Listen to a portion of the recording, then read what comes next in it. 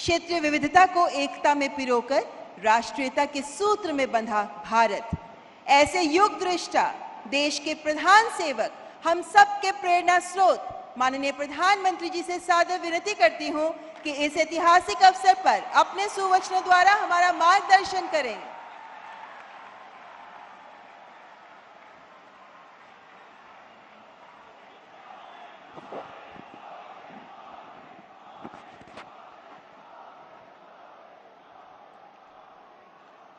हर हर महादेव। वणक्कम काशी, वणक्कम तमिलनाडु। कार्यक्रम में उपस्थित उत्तर प्रदेश की गवर्नर आनंदीबेन पटेल, मुख्यमंत्री श्रीमान योगी आदित्यनाथ जी,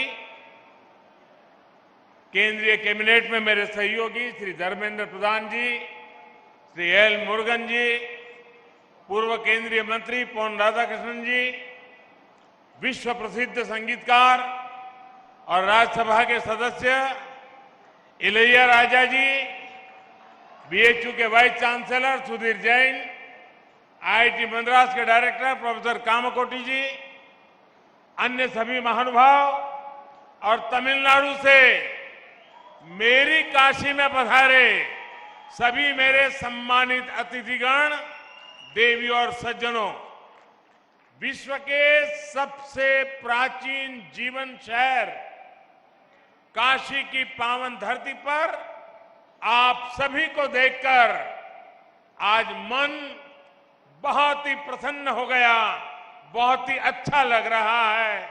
मैं आप सभी का महादेव की नगरी काशी में काशिल तमिल संगमम में हृदय से स्वागत करता हूं।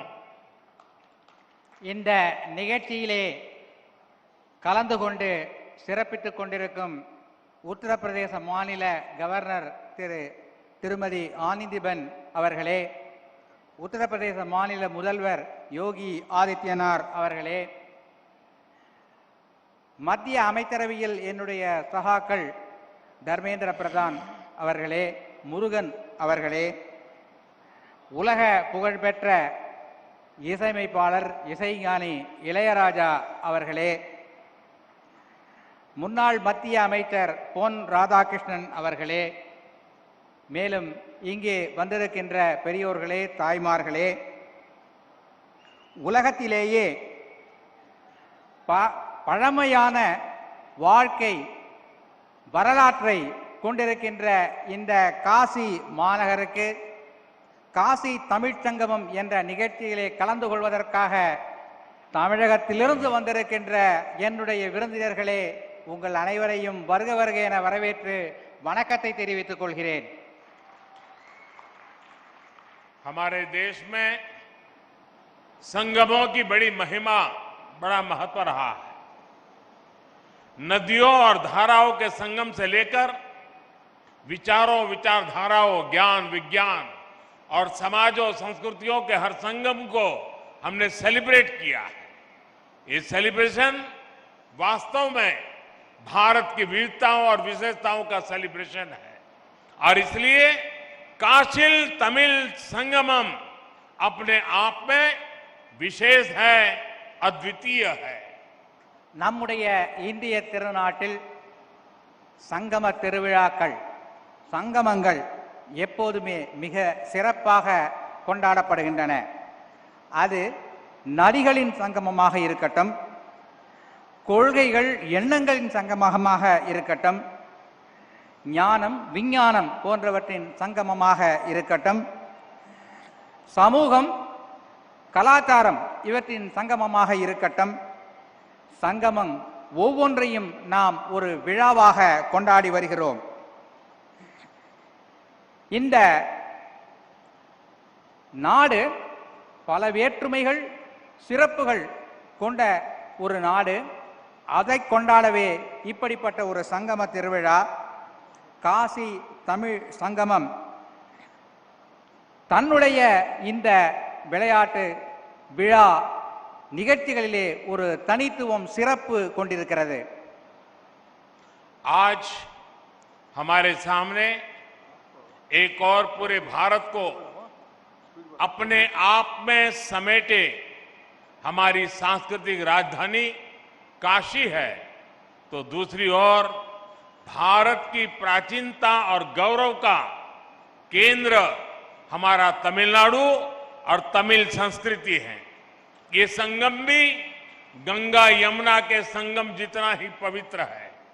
ये गंगा यमुना जितनी ही अनंत संभावनाओं और सामर्थ्य को समेटे हुए है।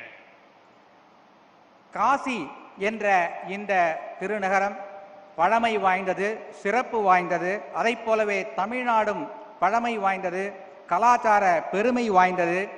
இந்த இரண்டு நகரங்களின் சங்கமம் இங்கே இந்த நிகழ்ச்சியின் மூலமாக, இந்த ஒரு மாத கால நிகழ்ச்சியின் மூலமாக நடக்கவிருக்கிறது. मैं काशी और तमिलनाडु के सभी लोगों का इस आयोजन के लिए हार्दिक बधाई देता हूं। मैं देश के शिक्षा मंत्रालय और उत्तर प्रदेश सरकार को भी शुभकामनाएं देता हूं, जिन्होंने एक माह के इस व्यापक कार्यक्रम को साकार किया है। इसमें बीएचयू और आईआईटी मद्रास जैसे महत्वपूर्ण शिक्षा संस्थान भी सहयोग कर रहे हैं। विशेष रूप से मैं काशी और तमिलनाडु के विद्वानों का, छात्रों का अभिनंदन करता हूं। காசியில் உள்ள மக்களுக்கும் தமிழ்நாட்டு மக்களுக்கும் நான் என்னுடைய நன்றியை தெரிவித்துக் கொள்கிறேன்.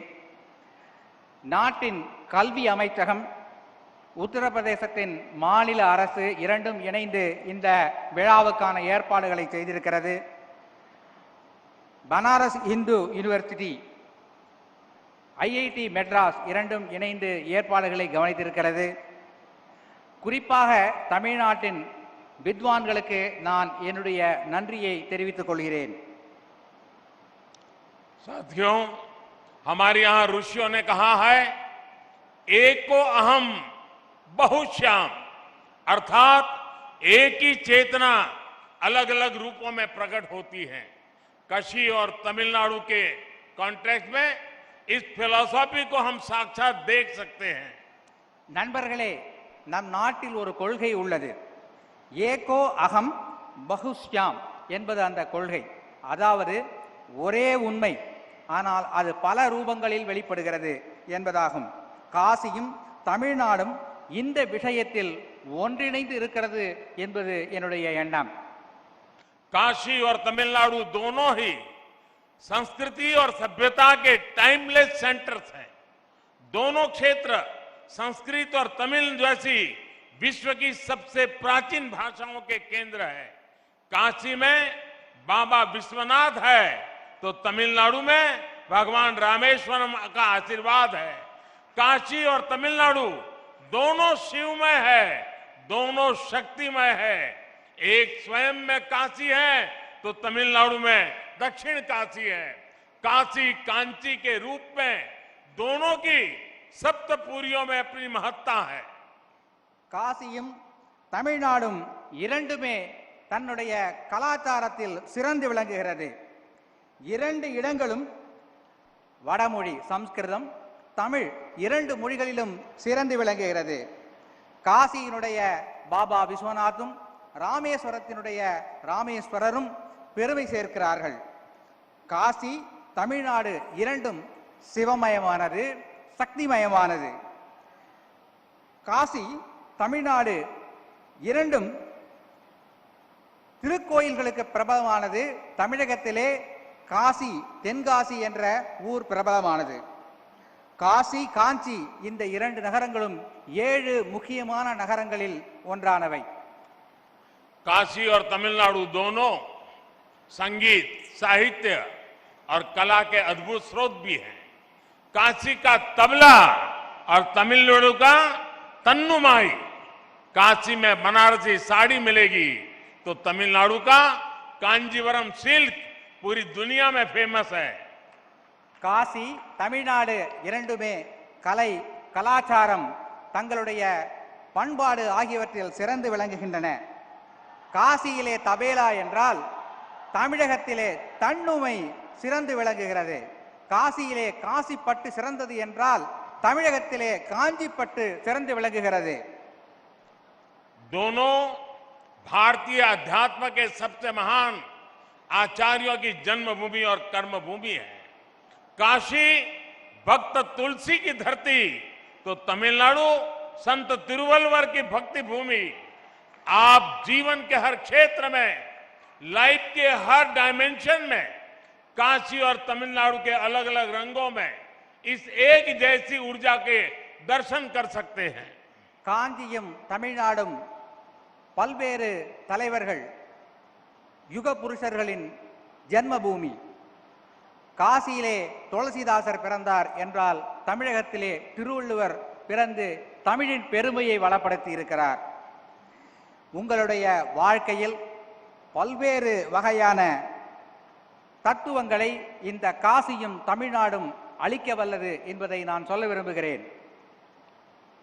आज भी तमिल विवाह परंपरा में काशी यात्रा का जिक्र होता है, यानी तमिल युवाओं के जीवन की नई यात्रा से काशी यात्रा को जोड़ा जाता है। ये है तमिल दिलों में काशी के लिए अविनाशी प्रेम, जो न अतीत में कभी मिटा न भविष्य में कभी मिटेगा। यही एक भारत श्रेष्ठ भारत की वो परंपरा है जिसे हमारे पूर्वजों ने जिया था, और आज ये काशी तमिल संगमम फिर से उसके गौरव को आगे बढ़ा रहा है। தமிழகத்தின் திருமணங்களிலே காசி யாத்திரை என்று ஒரு நிகழ்ச்சி உண்டு. தன்னுடைய வாழ்க்கையின் ஒரு புதிய அத்தியாயத்தை தொடங்கும் முன்னர் திருமணத்தின் மணமகன் காசி யாத்திரை செல்வதாக அங்கே ஒரு வழக்கம் உண்டு. இவ்வாறு காசிக்கும் தமிழ்நாட்டிற்கும் இடையே ஒரு நீண்ட பந்தம் நெடுங்காலமாக இருந்து வருகிறது. साथियों, काशी के निर्माण में, काशी के विकास में भी तमिलनाडु ने अभूतपूर्व योगदान दिया है। तमिलनाडु में जन्मे डॉक्टर सर्वपल्ली राधाकृष्णन बीएचयू के पूर्व कुलपति थे। उनके योगदान को आज भी बीएचयू याद करता है। श्री राजेश्वर शास्त्री जैसे तमिल मूल के प्रसिद्ध वैदिक विद्वान काशी में रहे। उन्होंने रामघाट पर सांगवेद विद्यालय की स्थापना की। ऐसे ही पट्टाभिराम शास्त्री जी, जो कि हनुमान घाट में रहते थे, उन्हें भी काशी के लोग याद करते हैं। காசியை நிர்மாணித்ததில் காசியின் வளர்ச்சியில் தமிழர்களின் பங்கு பல உள்ளது. எடுத்துக்காட்டாக சர்வப்பள்ளி ராதாகிருஷ்ணன் அவர்கள் பனாரஸ் இந்து யூனிவர்சிட்டியின் வளர்ச்சிக்கு பெரும் பங்காற்றியுள்ளார். இதனை இன்றும் பனாரஸ் இந்து யூனிவர்சிட்டி நினைத்து பார்க்கிறது. இவர் மட்டுமல்ல, ராஜேஸ்வர் சாஸ்திரி என்பவர் ராம்காட் பகுதியில் ஒரு சாமவேத பாடசாலை நிறுவி இங்கே வேதம் வளர துணை புரிந்திருக்கிறார். மேலும் பட்டாபிராம் சாஸ்திரி என்பவர் ஹனுமான்காட் பகுதியில் வாழ்ந்து அங்கே ஒரு திருக்கோவிலையும் நிர்மாணித்திருக்கிறார்.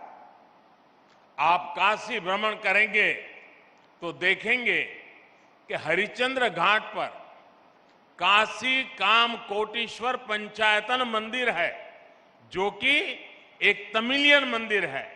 केदार घाट पर भी 200 वर्ष पुराना कुमार स्वामी मठ है तथा मार्कंडेय आश्रम है। यहां हनुमान घाट और केदार घाट के आसपास बड़ी संख्या में तमिलनाडु के लोग रहते हैं, जिन्होंने पीढ़ियों से काशी के लिए अभूतपूर्व योगदान दिए हैं। இங்கே நீங்கள் காசி நகரை சுற்றி பார்க்கவிருக்கிறீர்கள்.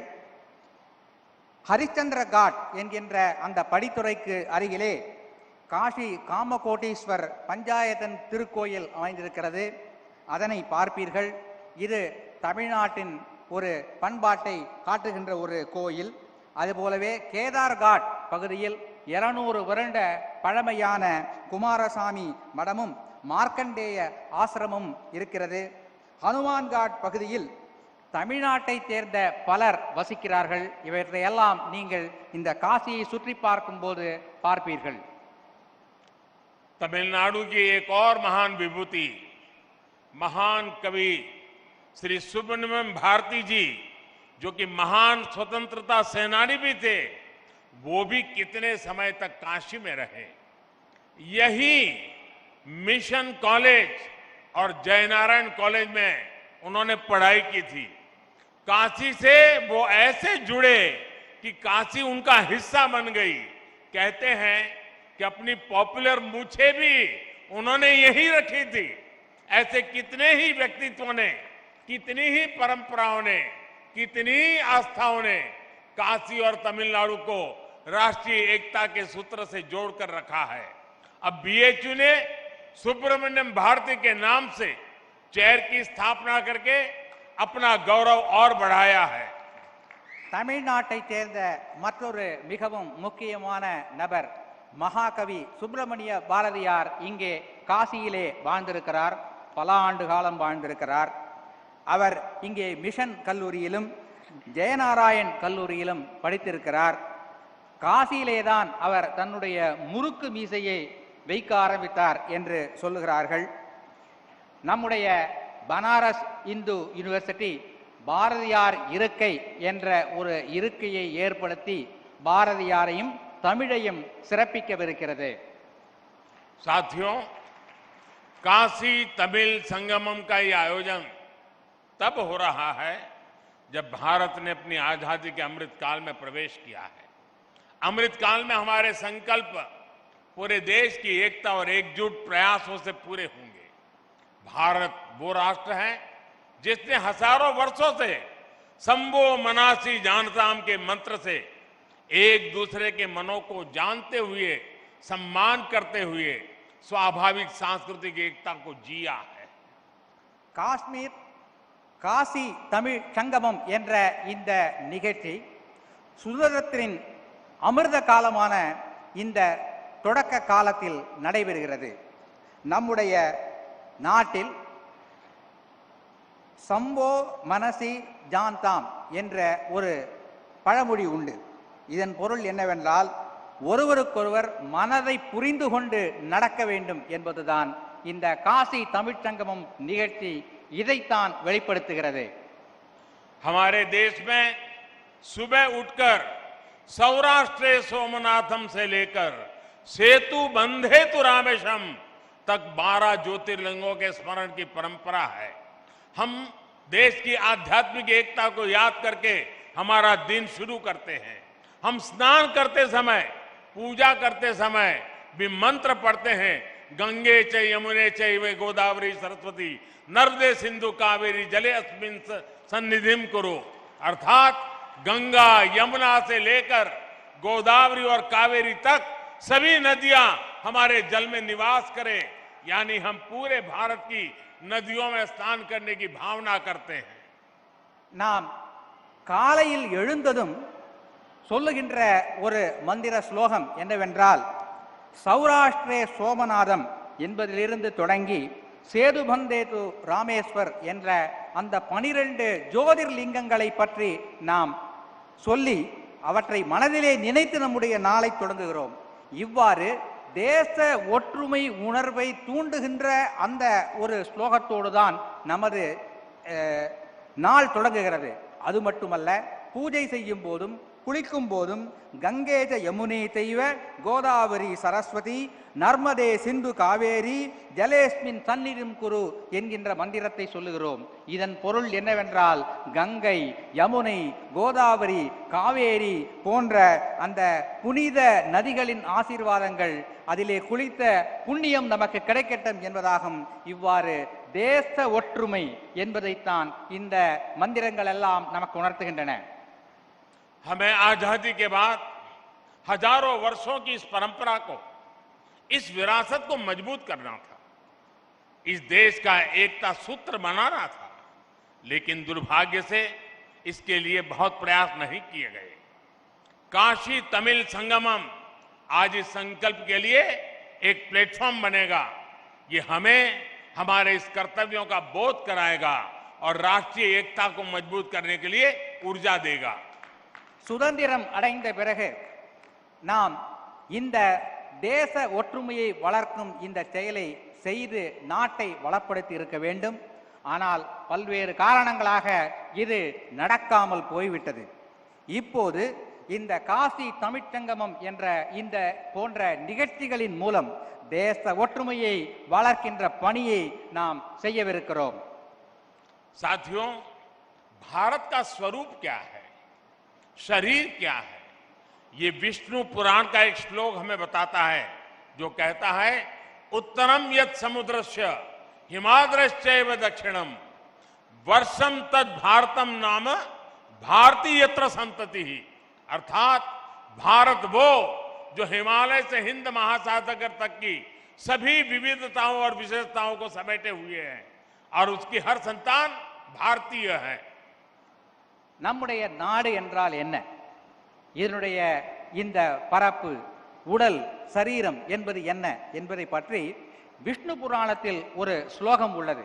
இந்த ஸ்லோகம் சொல்கின்ற கருத்து என்னவென்றால், வடக்கே இமாலயத்திலிருந்து தெற்கிலே குமரி வரை இந்த நாடு நம்முடைய ஒற்றுமைகள், வேற்றுமைகள் இவற்றோடு பலமாக விளங்குகின்ற ஒரு நாடு என்று சொல்லுகிறது. भारत की इन जड़ों को, इन रूट्स को अगर हमें अनुभव करना है तो हम देख सकते हैं कि उत्तर और दक्षिण हजारों किलोमीटर दूर होते हुए भी कितने करीब है। संगम तमिल साहित्य में हजारों मील दूर बहती गंगा का गौरवगान किया गया था। तमिल ग्रंथ कलितोगे में वाराणसी के लोगों की प्रशंसा की गई है। हमारे पूर्वजों ने तिरुपुगल के जरिए भगवान मुरुगा और काशी की महिमा एक साथ गाई थी। दक्षिण का काशी कहे जाने वाले तेन काशी की स्थापना की थी।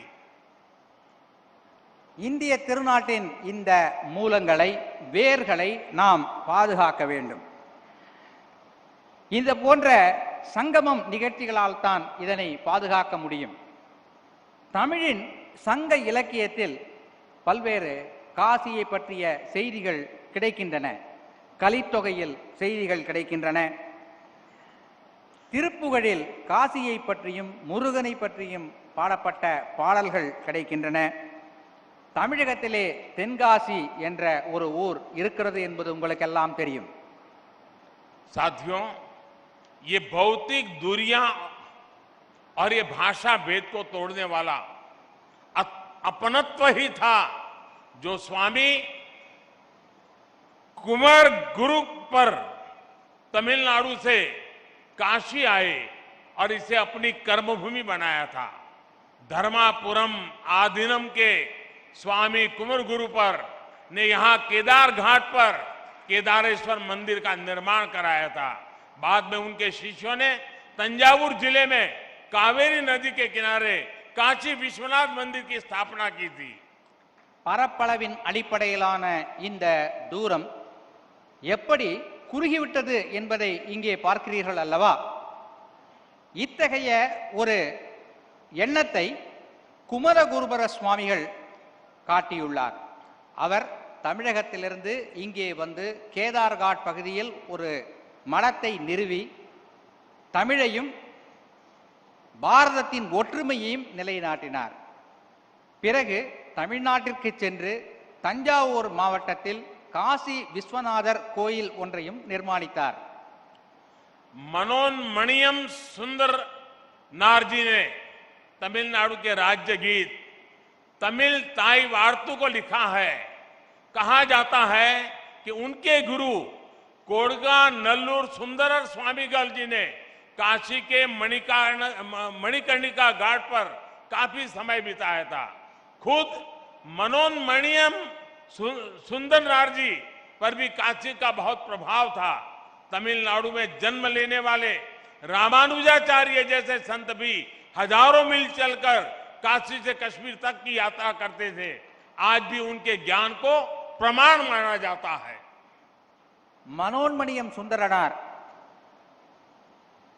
அவருடைய குருநாதர். மனோன்மணியம் சுந்தரனார் தமிழ்தாய் வாழ்த்தினை எழுதியவர். அவருடைய குருநாதர் கோடகநல்லூர் சுந்தர சுவாமிகள் என்று அழைக்கப்படுபவர். இங்கே மணிகர்ணிகா காட் என்கின்ற அந்த படித்துறை அருகிலே வந்து சில காலம் வாழ்ந்து அங்கே ஒரு திருக்கோவிலையும் அமைத்திருக்கிறார்.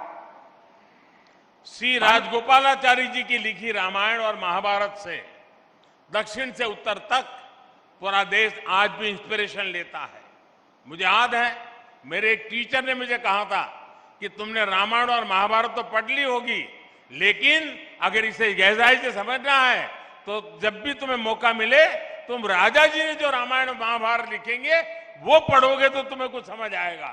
मेरा अनुभव है, रामानुजाचार्य और शंकराचार्य से लेकर राजा जी और सर्वपल्ली राधाकृष्णन जी तक दक्षिण के विद्वानों ने भारतीय दर्शन को समझे बिना हम भारत को नहीं जान सकते।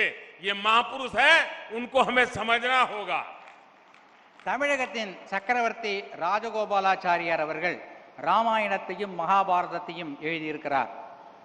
என்னுடைய ஆசிரியர் எங்களிடத்திலே சொன்னார், நீ ராமாயணத்தையும் மகாபாரதத்தையும் படித்திருக்கலாம், ஆனால் சக்கரவர்த்தி ராஜகோபாலாச்சாரியார் எழுதிய இந்த இரு காவியங்களையும் நீ படிக்கவில்லை என்றால் அது முழுமை பெறாது என்று அவர் சொன்னார்.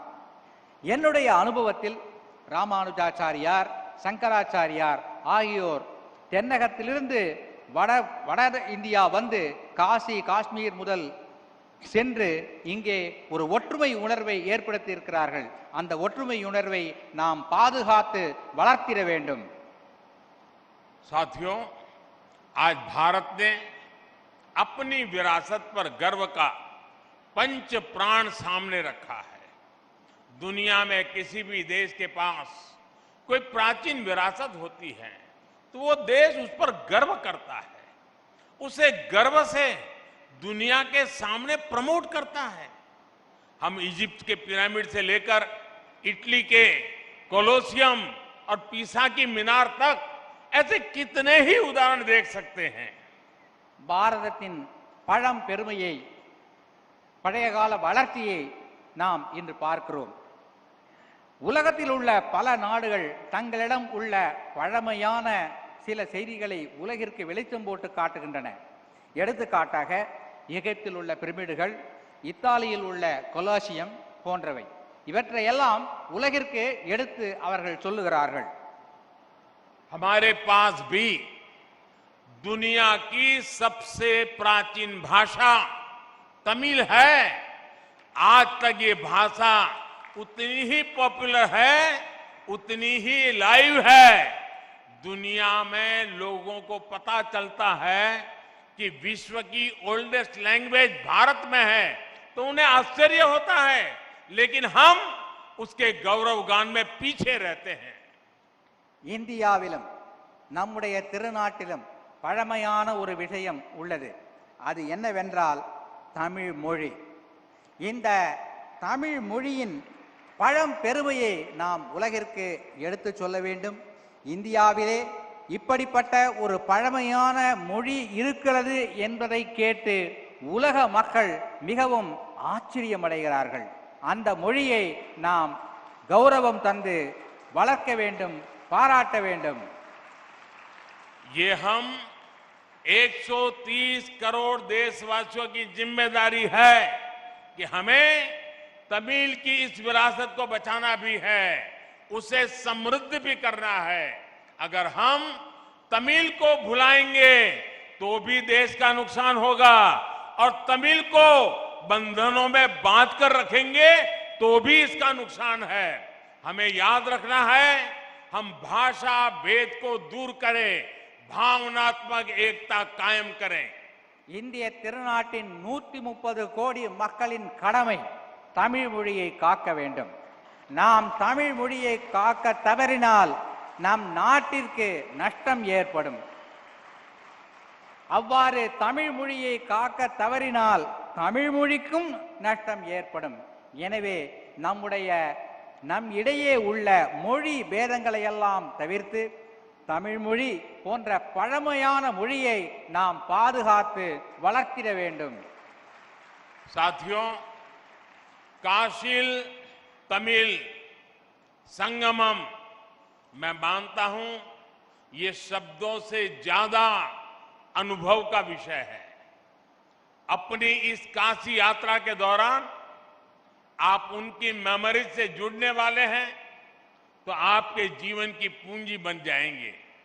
मेरे काशीवासी आपके सत्कार में कोई कमी नहीं छोड़ेंगे। நண்பர்களே, இந்த காசி தமிழ்ச்சங்கம் என்பது நான் நினைக்கிறேன் வார்த்தைகளால் சொல்லிவிட முடியாத ஒரு அனுபவமாக உங்களுக்கு இருக்கும். இந்த அனுபவங்களையும் நினைவுகளையும் சுமந்து கொண்டு நீங்கள் உங்களுடைய ஊருக்கு திரும்பிச் செல்வீர்கள் என்று நான் உறுதியாக நம்புகிறேன். அத்தகைய எண்ணத்தை, நினைவினை இந்த காசி நகரத்து மக்கள் உங்களுக்கு அளிப்பார்கள் என்ற உறுதியான நம்பிக்கை எனக்கு இருக்கிறது. मैं चाहता हूं तमिलनाडु और दक्षिण के दूसरे राज्यों में भी इस तरह के आयोजन हो, देश के दूसरे हिस्सों से लोग वहां जाएं, भारत को जिए, भारत को जाने। मेरी कामना है काशी तमिल संगमम, इससे जो अमृत निकले उसे युवा के लिए रिसर्च और अनुसंधान के जरिए आगे बढ़ाएं। ये बीज आगे राष्ट्रीय एकता का वटवृक्ष बने। राष्ट्र हित ही हमारा हित है। नाट्य नलने नमद नलन, ये मंत्र हमारे देशवासी का जीवन मंत्र बनना चाहिए। इसी भावना के साथ आप सभी को एक बार फिर ढेरों शुभकामनाएं। இந்த காசி தமிழ் சங்கமம் நிகழ்ச்சி போல பல மாநிலங்களிலிருந்தும் மக்கள் இங்கே வர வேண்டும். இங்கிருந்தும் தமிழ்நாட்டிற்கு பிற மாநிலங்களுக்கு மக்கள் செல்ல வேண்டும். ஒற்றுமை உணர்வு வளர வேண்டும். நாட்டு நலனே நமது நலன் என்பதை நாம் மனதிலே இருத்தி செயல்பட வேண்டும் என்று கூறிக்கொண்டு, भारत माता की, भारत माता की, भारत माता की। धन्यवाद। वणक्कम। हार्दिक